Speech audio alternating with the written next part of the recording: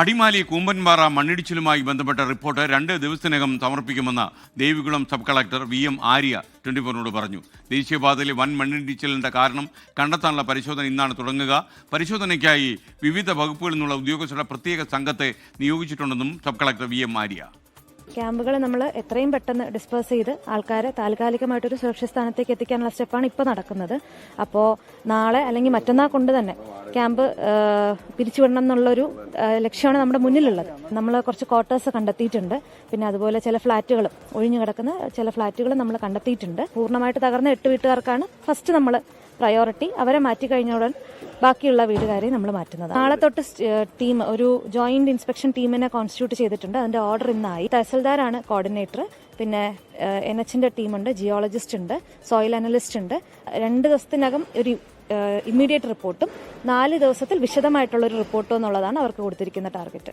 അപകടമുണ്ടാക്കുന്ന നിർമ്മാണ പ്രവർത്തികൾക്കായിരിക്കും നമ്മൾ എന്തെങ്കിലും ഒരു സ്റ്റെപ്പ് എടുക്കുക. അതും പക്ഷെ നമുക്കെല്ലാം തന്നെ പഠനത്തിന്റെ ബേസിസിൽ മാത്രമേ ചെയ്യാൻ പറ്റുള്ളൂ.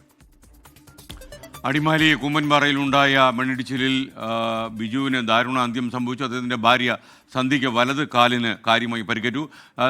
ആലുവ രാജഗിരി ആശുപത്രിയിലെ ശസ്ത്രക്രിയ പൂർത്തിയായി. സന്ധ്യ ഇപ്പോൾ നിരീക്ഷണത്തിൽ കഴിയുകയാണ്. നിതിൻ അംബുജൻ തത്സമയം ചേരുകയാണ്. നിതിൻ, സന്ധ്യയുടെ കൂടുതൽ വിവരങ്ങൾ.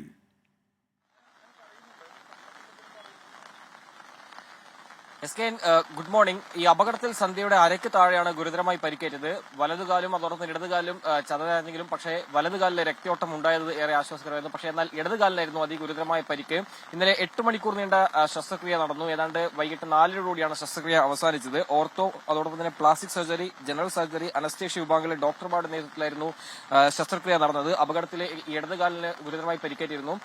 നിലവിലിപ്പോൾ ഇടതുകാലിലേക്കുള്ള രക്തയോട്ടം അത് പുനഃസ്ഥാപിക്കാൻ കഴിഞ്ഞു എന്നത് ആശ്വാസകരമാണ്. പക്ഷേ ഈ 72 മണിക്കൂർ നിരീക്ഷണത്തിൽ തുടരണം എന്നാണ് ഡോക്ടേഴ്സ് വ്യക്തമാക്കിയിരിക്കുന്നത്. അതോടൊപ്പം തന്നെ മറ്റ് ഏതെങ്കിലും തരത്തിലൊരു ഈ രക്തയോട്ടം നിലച്ചൊരു പശ്ചാത്തലത്തിൽ മറ്റ് അവയവങ്ങൾക്കെല്ലാം തന്നെ എന്തെങ്കിലും സംഭവിച്ച തുടങ്ങിയ കാര്യങ്ങളൊക്കെ ഇപ്പോൾ നിരീക്ഷണത്തിലാണ്. അതുകൊണ്ട് തന്നെ ഒരു സൂക്ഷ്മമായ നിരീക്ഷണത്തിലാണ്, വിവിധ ഡോക്ടേഴ്സിന്റെ നിരീക്ഷണത്തിലാണ് ഇപ്പോൾ സന്ധ്യ ഉള്ളത്. 72 മണിക്കൂർ ശേഷം മാത്രമേ ഈ ഒരു നിരീക്ഷണ ശേഷം എന്തെങ്കിലും തരത്തിലൊരു പുരോഗതി ഉണ്ടോ തുടങ്ങിയ കാര്യങ്ങളൊക്കെ തന്നെ വ്യക്തമാക്കാൻ സാധിക്കുള്ളൂ. നിലവിൽ ഇപ്പോൾ ശസ്ത്രക്രിയ പൂർത്തിയായിട്ടുണ്ട്. രാജഗിരി ആശുപത്രിയിൽ ഇപ്പോഴും നിരീക്ഷണത്തിൽ തുടരുകയാണ്. ഇന്നലെ രാവിലെ 5:15 സന്ധ്യയെ രാജഗിരി ആശുപത്രിയിൽ എത്തിച്ചത്. അതിനുശേഷം മണിക്കൂറുകൾ നീണ്ട ഒരു സങ്കീർണമായ ശസ്ത്രക്രിയയാണ് നടന്നതെന്നാണ് ഡോക്ടേഴ്സ് വ്യക്തമാക്കുന്നത്.